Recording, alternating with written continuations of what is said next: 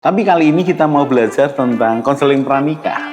Konseling pranikah itu penting. Kali ini kita akan belajar arti pernikahan. Topiknya adalah tidak ada keluarga yang sempurna.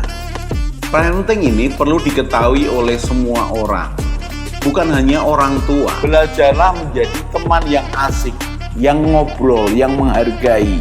Family unboxing. Membongkar keluarga.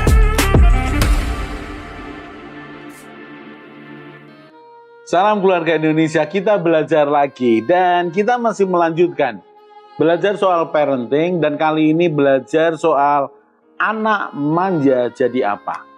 Di episode sebelumnya kita sudah belajar anak manja disebabkan oleh apa? Orang tuanya atau kakek neneknya, dan membuat anak tersebut lemah, menjadi beban orang lain, menuntut orang lain, tidak bisa bertanggung jawab sepenuhnya. Dan anak yang manja ini tidak bisa menjadi kekuatan untuk suatu keluarga atau masyarakat atau organisasi. Karena tidak kuat menanggung beban, tidak kuat mentalnya. Nah, kali ini di segmen ini kita akan belajar anak manja jadi apa? Kalau anak manja dalam satu keluarga jadi apa? Oh, jadi anak yang menuntut. Menuntut lebih, apapun yang diminta harus dituruti. Menuntut supaya dia menjadi prioritas. Menuntut untuk diberikan lebih daripada yang lain. Dan anak yang manja dalam keluarga menjadi anak yang lemah. Tidak terbiasa terima teguran, apalagi nasihat. Begitu sekali ditegur, dia nangis, lalu orang tuanya tidak mau menegur. Jangan. Cari cara lain yang menegur dan beri dia pengertian. Mau tidak mau. Karena seorang anak yang tidak pernah ditegur, dia akan merasa semua yang dilakukannya benar. Dia akan menjadi anak yang lemah. Karena suatu kali ketika dia berkumpul, terbuka dengan masyarakat di luar, dengan konsep pikir bahwa dia selalu benar, maka dia akan benturan dengan orang lain. Benturan pendapat. Dan karena tidak terbiasa benturan pendapat, dia akan begitu lemah, kemudian merasa bersalah, menyalahkan diri sendiri, merasa bodoh, merasa malang, merasa tidak berguna. Padahal itu sesuatu yang sederhana, tapi karena tidak pernah benturan dengan teguran, maka anak ini begitu lemah. Begitu lemah. Jadi dalam satu keluarga, anak yang dimanja akan menjadi anak yang penuntut, anak yang tidak belajar bertanggung jawab, anak yang lemah. Ini menyedihkan. Mengapa? Kalau anak ini dibiarkan terus-menerus bertumbuh besar dalam kemanjaan bobot tertentu. Perhatikan. Anak ini justru tidak membangun masa depannya, menyiapkan masa depannya. Karena begitu banyak hal masalah yang akan terjadi di depannya. Dengan teman-temannya, dengan teman sekolahnya, dengan gurunya, dengan apa? Dengan teman kerjanya, kalau dia sudah menikah, dengan istrinya, dengan suaminya, dengan anak-anaknya, dengan mertuanya. Punya masalah. Jadi benih di parenting yang tidak tepat ini akan membuat anak lemah. Tapi saya kasihan Pak, sayang Pak, saya sayang sama anak saya. Itu hakmu, itu pilihanmu. Cuma jangan menyesal suatu kali kalau anakmu kelihatan begitu lemah dan tidak berdaya menghadapi masalah hidupnya. Mengapa? Karena tidak dilatih. Itu menjadi anak dalam keluarga. Selama orang tuanya mampu, selama orang tuanya kuat, anak yang manja di rumah tidak akan kelihatan. Mengapa? Kan diproteksi orang tuanya. Dan anak tidak akan merasa ada sesuatu yang perlu diubah. Saya tiba-tiba ingat tetangga saya. Saya berani bicara karena kedua-duanya sudah meninggal. Siapa itu? Ibunya dan anaknya. Anaknya seusia saya. Kalau dia masih hidup berarti dia usianya sekitar 57. Mengapa? Karena dia meninggal usia 46. Saya kenal itu tetangga saya. Dimanja oleh ibunya. Ibunya seorang pendidik, seorang guru. Saya jadi sadar, seorang guru belum tentu bisa mendidik anaknya dengan baik. Ternyata anak laki-laki ini begitu dimanja.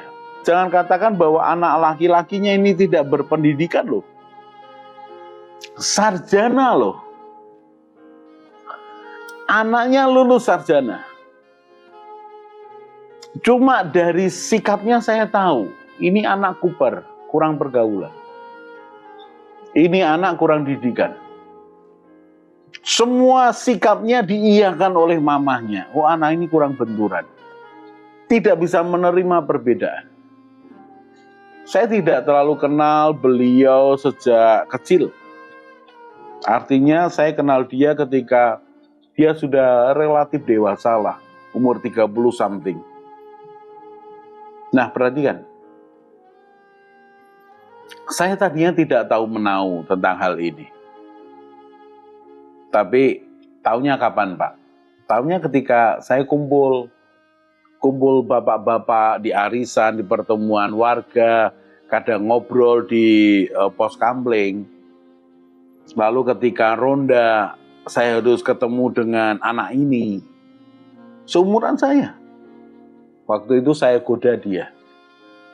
Mas, kapan nikah mas? Karena dia belum nikah. Itu umur sekitar 30 sekian waktu itu. Dan dia mengatakan, enggak lah. Istri itu malah jadi beban, anak itu jadi beban. Terus saya timbali dengan mengatakan, loh ada bebannya mas, tapi ada membahagiakannya, ada yang menyenangkannya. Dan banyak yang menyenangkan daripada beban. Dia bantah lagi. Juga keluarga itu cuma masalah sama masalah. Dan dia ngomong begitu rupa, saya baru sadar. Yang saya ajak ngomong ini beda konsep sama saya tenang aja, diam aja. Ditimpali sama bapak-bapak yang lain, jadi seru pembicaraan. Bertemu dengan dia beberapa kali ketika ronda. Bertemu dengan dia ketika dia terpaksa mewakili mamahnya. Karena mamahnya waktu itu tidak bisa hadir di pertemuan warga. Diam, tidak bisa apa-apa. Ketika usul lucu, dalam tanda petik lucu. Mengapa? Oh gini orang kok nggak berpikir panjang ya? Ya karena kuper. Tadinya saya juga nggak pedulilah, nggak terlalu ngurusi tetangga mau seperti apa. Tapi karena ketika terjadi berturut-turut pembicaraan, obrolan begitu rupa, akhirnya saya sadar, loh ini anak terlalu dimanja. Dan suatu kali ibunya meninggal. Anak ini tidak punya pekerjaan. Tidak kerja. Oh, dia lulusan S1. Oh iya, tapi nggak kerja. Banyak kalau ngomong pintar. Mamanya meninggal. Dan dia hidup sendiri. Dan sakit-sakitan. Saya tahu bahwa kekuatan hidupnya sudah runtuh. Siapa itu? Mamahnya meninggal. Berikutnya apa yang terjadi? Berikutnya dia sakit-sakitan. Dan usia 46 tahun, sekitar 46 tahun dia meninggal. Saya melihat contoh anak yang dimanja. Pak, seperti apa dia ya? Kalau di dalam sekolah, SMP, SD, SMP, SMA, bahkan kuliah. Ya saya kira-kira bisa tahulah. Ketika dia sekolah, dia paling pergaulannya terbatas. Mengapa? Ya dia kan nuntut temannya ikut dia terus. Tidak selalu temannya akan nurut sama dia. Dia punya teman, asal temannya ini nurut dia. Mengapa? Karena dia selalu dituruti. SD, SMA. Menyenangkan jadi teman, nggak terlalu. Tapi kalau dia duitnya banyak, menyenangkan. Kenapa? Dia bayari terus.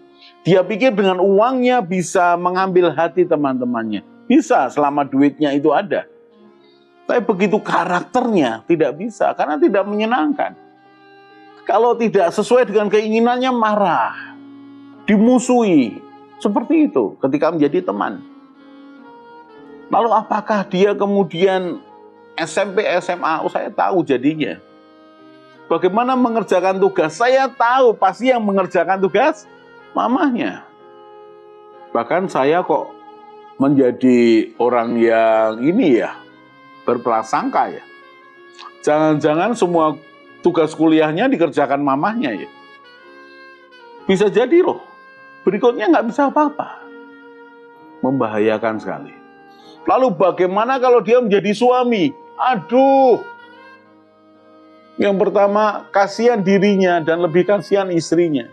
Lalu bagaimana kalau dia punya anak? Aduh, kasihan anaknya, dituntut. Harus nuruti dia. Kalau tidak dia akan marah. Jadi ternyata anak manja jadi apa? Anak manja jadi beban, jadi pengganggu. Anak manja tidak bisa menjadi pemimpin yang baik, tidak bisa menjadi kepala keluarga yang baik, tidak bisa menjadi ibu yang baik. Mari tinggalkan sifat manjamu.